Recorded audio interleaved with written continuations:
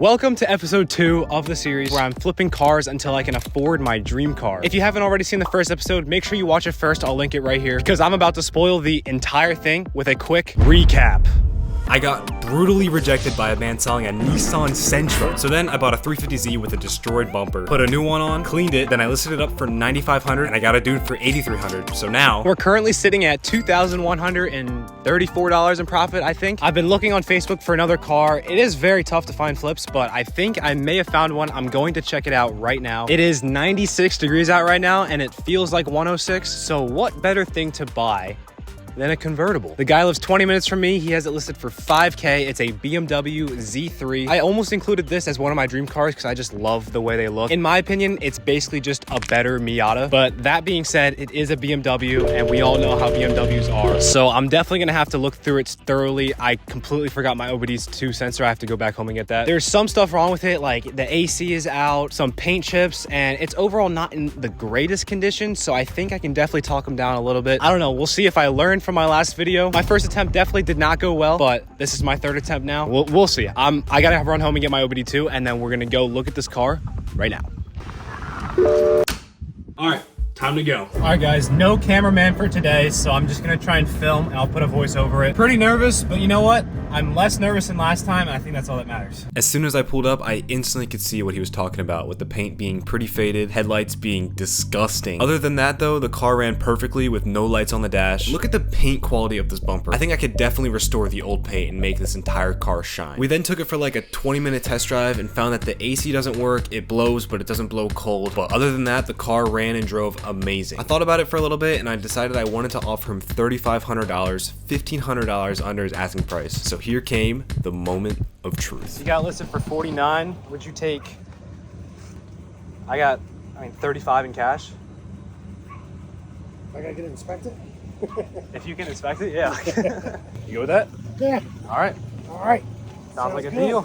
Okay, ignore me sweating like crazy right now because it's literally like 100 degrees out. I just shook his hand for $3,500 in cash. I think that I could probably sell this for around $5K minimum. The reason I'm not driving home in it right now is because he said that he will get it inspected for me before I buy it, and obviously I'm gonna take up on that. Especially with this car being a BMW, I feel so much better that he's getting it inspected for me, and I also think it makes a really good selling point knowing that the car was just recently inspected. I think the reason the Z took so long to sell is because I waited like a week to buy the bumper, and then I waited another week to like wait for the bumper to get here. So hopefully this one can go a little bit faster. I mean, it is an older car, so there's less of an audience for just this car versus like the Z, which I know is a lot more loved. But anyways, it doesn't mean I have to do nothing for this car. I have to correct the paint, I gotta fix the AC. I don't know how to do any of that, so I'm gonna do what any single sane person in this situation would do. Hey guys, Chris Fix here, and today I'm gonna show you how to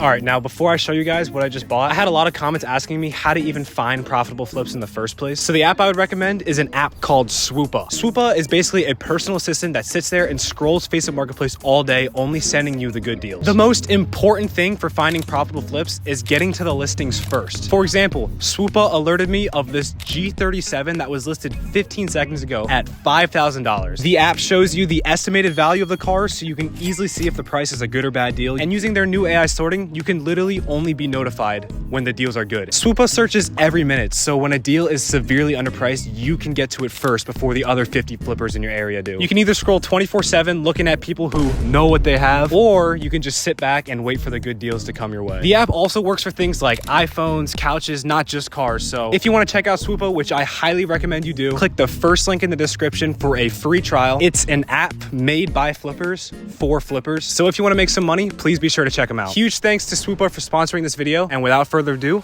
I bought a BMW Z3.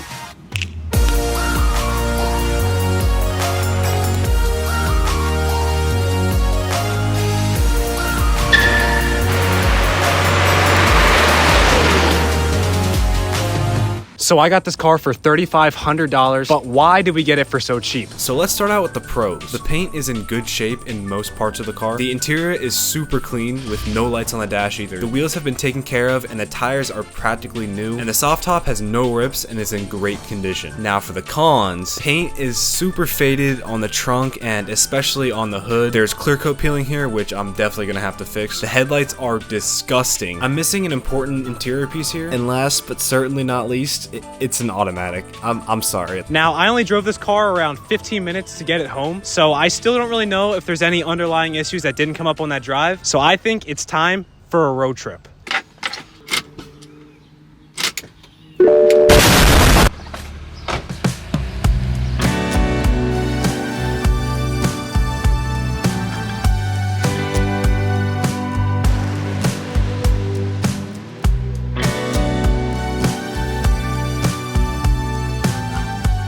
What is this? Are you kidding me? I drove all the way here just for it to be like completely scaffolded up. Well, I was gonna take the thumbnail photo here, but I guess this is not very good looking. Here's a picture of what it usually looks like. It's usually really good. The good news is though, the car drove perfectly on the way here. It was a really good time. It's like 70 degrees out, so it's perfect sweatshirt weather. So there was not even a single thing where I saw like any sort of mechanical flaw. So that's always a good thing. I mean, while we're here, I might as well show you my speaker setup. There's no radio in this car, so I just seat belted a JBL party box. If you don't have a sound system, this thing works amazing. First of all, I just wanted to say thank you all so much for 700,000 views. I'm in shock. Like, this doesn't even feel real to me, but I hope that you're enjoying the series. 99.8% of you guys aren't subscribed. So if you want to follow me on this journey, be sure to subscribe. I'm gonna eat this hoagie, and now all that's left is to restore the car. First things first, I had to wash the car in order to strip all oils and waxes since I'm putting a new coat on. As I started washing, the part on the hood where the clear coat was peeling got even worse. That started to worry me a little bit, so I just decided to stay away from that and not wash it. If you guys don't already have a foam cannon, I linked one in the description along with all other products I used in this video. And literally just from washing the car already looks 10 times better. I then dried the car completely to prepare it for compounding and polishing. I put a piece of tape in the middle here so you guys can really see the difference that this makes. Starting off with the compound, I applied a few drops and buffed it into the paint by hand, then I wiped it off with a microfiber towel. It was at this point I realized I bought 2 compounds, so I had to quick run back to the store to buy a polish. And now that we have one, I did the exact same thing I did for the compound, buffed it and wiped it off. And finally, it was time to protect the paint with some wax, so I waxed on, let it sit for 2 minutes, and I waxed off. Okay, now this was my first ever time doing this, so the difference here on the door isn't really that insane, but if you look at the before and after of the trunk, you can really see the difference that this makes. Let me tell you, I wouldn't wish polishing a car in the 90-degree heat on my worst enemy, only maybe like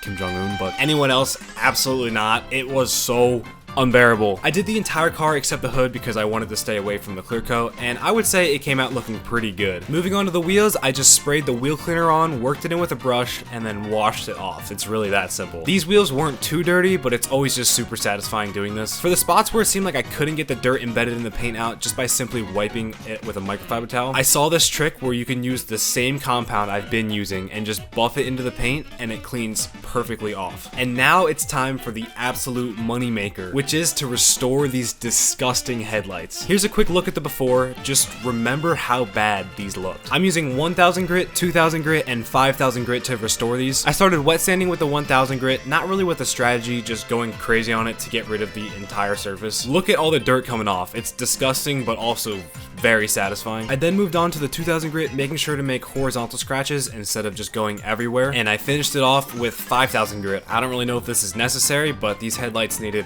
all the saving I could get, so I just did it anyways. Then, using the same compound and polished, I buffed the headlight first with compound, wiped it off, and then did the exact same thing with a polish. And look already how much better this is looking.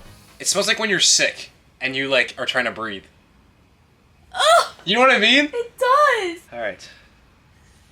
Ready for this? For For the final touch, and to protect them from fading really fast again, I ceramic coated it, and these headlights actually look brand new. Before and after. Oh my gosh. If you look at this part of the car, even with the terrible hood, it makes this car look brand new. But if you look at it like this, it's like, Over here, it's like, what? Okay, maybe I was a little too excited about this. Actually, you know what? I wasn't, because this is actually like a complete night and day difference. So I then did the other side, and just like that, this thing looks like it's worth thousands more. I then attempted to fix the clear coat peeling, but quickly realized that this paint is probably unsavable as metal started showing from my light sanding. It sucks that it wasn't as simple as just spraying a new clear coat on, and now I have to buy paint. But in the meantime, This is a 1997 BMW Z3, and it's just plain weird. So I just got done mostly cleaning this car. As you saw, I sanded it a little too deep. I don't know how good I'm gonna be able to repaint it, but it's gonna be fun trying. I ordered one. It took so long to find, but I used ChatGPT, but that's coming in like 3 days. But first, I wanted to put it on the scoreboard. I realized it's like the perfect opportunity to make it like a board for like the scoreboard.